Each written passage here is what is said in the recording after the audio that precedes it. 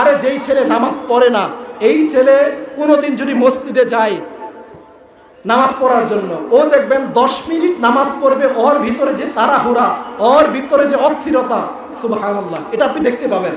যে নামাজ পড়ে না, কোনোদিন যদি মসজিদে চলে যায়, তার ভিতরে যে অস্থিরতা, তার ভিতরে যে তাড়াহুড়া, তখন এটা দেখতে পারবেন। কিন্তু এই ছেলেটাই 1 ঘন্টা 2 ঘন্টা 3 ঘন্টা বসে একটানা একটা মুভি দেখতেছে, তার কাছে বিন্দুমাত্র বিরক্ত লাগতেছে না।